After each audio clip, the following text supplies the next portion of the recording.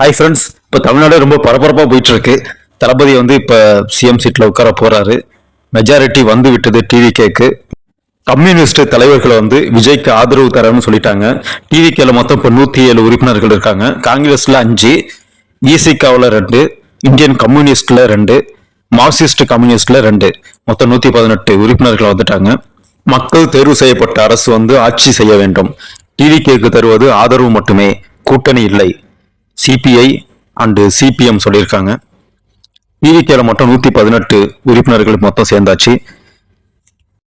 இப்போ டிஎம்கேல 62 உறுப்பினர்கள் இருக்காங்க. ஏடிஎம்கேல 53. இப்போ மெஜாரிட்டியுடன் ஆளுநரை சந்திக்க போறாங்க நம்ம தளபதி விஜய். இப்போ டிஎம்கே எதிர்கட்சி தலைவராக வருவதற்கு நிறைய வாய்ப்பு இருக்கு. இப்ப இடதுசாரிகள் வெளியிலிருந்து மட்டும்தான் நாங்கள் ஆதரவு தருவோம், டிஎம்கே கூட்டணியில தான் நாங்கள் தொடர்வோம் அப்படின்னு சொல்லியிருக்காங்க. இடதுசாரிகள் கம்யூனிஸ்ட் தலைவர்கள் எல்லாமே வந்து இரட்டை பஞ்சில சொல்லியிருக்காங்க. இப்ப நம்ம எதிர்பார்த்த மாதிரியே நம்ம தளபதி வந்து பெரும்பான்மையுடன் ஆளுநரை சந்திக்க போயிட்டு இருக்காரு. ரொம்ப சந்தோஷமா ஒரு செய்தி அது.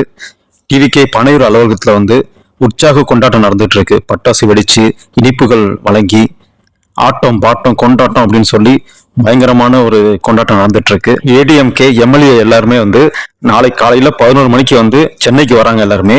இபிஎஸ் என்ன சொல்லியிருக்காருன்னா, டிவிக்கில இருந்து கால் வரும், யாரும் அட்டன் பண்ணக்கூடாது அப்படின்னு சொல்லியிருக்காரு.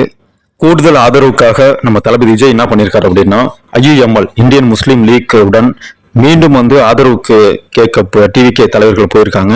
டிவிகேவை சேர்ந்த முஸ்தபா முன்னிலையில வெற்றி பெற்றிருக்காரு. அவர் வந்து இப்ப இந்தியன் முஸ்லீம் லீக்ல உள்ள காதர் மைதீனை சந்திக்க போயிருக்காரு. இப்ப இன்னும் கொஞ்ச நேரத்துல வந்து இப்ப ஆளுநரை சந்திக்க போறாரு நம்ம தளபதி விஜய். அவர் பேசினதுக்கு அப்புறம் நாளைக்கு வந்து கண்டிப்பா பதவியேற்பு விழா இருக்கும். அது என்னன்றது நம்ம தொடர்ந்து நம்ம சேனல்ல பார்க்கலாம். நம்ம சேனலை சப்ஸ்கிரைப் பண்ணாதவங்க சப்ஸ்கிரைப் பண்ணி வச்சுக்கோங்க. அடுத்து தொடர்ந்து பேசுவோம். தேங்க்யூ ஃபார் வாட்சிங்.